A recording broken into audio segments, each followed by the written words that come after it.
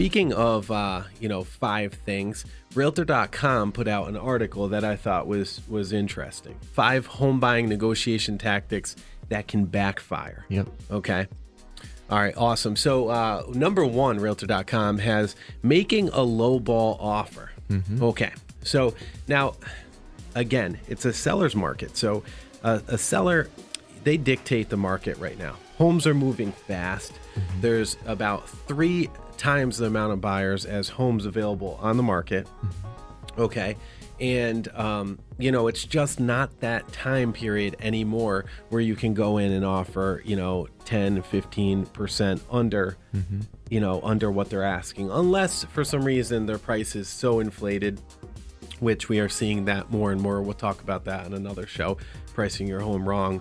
So anyways, when what happens when you make a lowball offer, what you're doing is you're actually shutting your chances down of succeeding. Don't lowball the offers because you will lose out, okay? So if you're a buyer and if you're pre-approved for, 210, 220, and you find a house for 200,000, you might as well jump on it because A, there's not a lot of inventory out there. B, mortgage rates are never going to be as affordable as they are now from what we see and historically speaking. I mean, it's a great shot to be buying a home, and prices are going to continue to rise, for the time being. When you're dealing with an investment property, there's no feelings. They're like, okay, this is our bottom line number, boom, end of story. That's it. Right. When you're selling an owner-occupied property, owners want to make sure that, they're like, well, we really want somebody that loves the property and the koi pond up front. We want them to feed the koi twice a day. They're worried about stuff like that, which again is understandable. Mm-hmm. I totally get it. And we can empathize with that, but it's a whole different type of, I don't want to say strategy. It's just a whole different type of way you have to work with those type of clients and guide them through. You've got to understand that there's feelings.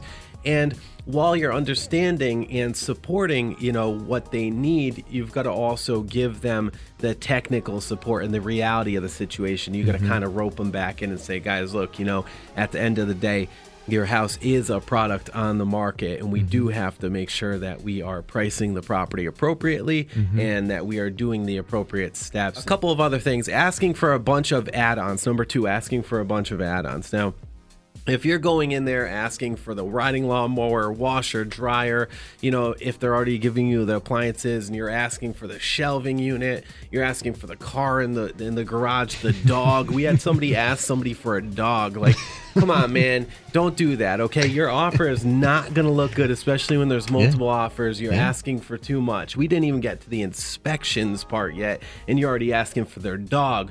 What kind of credits are you going to be asking for? What kind of other things are you going to be asking for? I mean, you got to be reasonable in this stuff, okay? Number 3 on Realtor.com's list is using the inspection as a renegotiation tool. This is almost like a bait and switch, people, okay? And I got to tell you, it's really disheartening to see how some people do it. So they'll come in and they'll offer a great price up front, right? And then inspections come in and they will go ahead and just try to slam the seller. Keep in mind, the seller does not have to take what you're asking. So if you're coming in and asking for $50,000 worth of repairs on a house, I mean, you're buying a used house, right? Okay.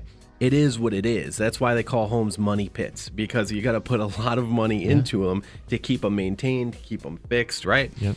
So, don't, just be careful on that end, because during that inspection time period, the seller can say, nope, get out of here. And then, bow, boom, you're like left at square one with nothing. Yep. Okay. And now you lost that money on the home inspections, which are pretty costly, okay? And that's why we tell sellers to do the pre-list home inspections, disclose everything up front. Okay, so number 4, negotiating with incremental amounts. Okay, so nobody wants to obviously pay more than they have to for a home, Greg, right? So a lot of times, instead of putting your best foot forward, you'll see buyers that aren't informed.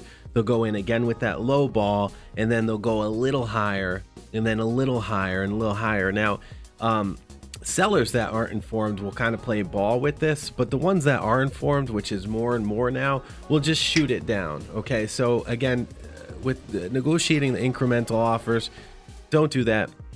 Put your best foot forward in a seller's market. Number 5, making a one-way offer. Okay, now again, as a buyer, it's I hate to say it, but it's not about you in this market. That's why it's a seller's market, okay? If anything, try to make a fair negotiation because, yeah, it is about both parties, but you've got to make sure that that it's a favorable offer for the sellers, or else they're not even going to look at it because there's 5 other buyers that are looking for homes just like that in the area.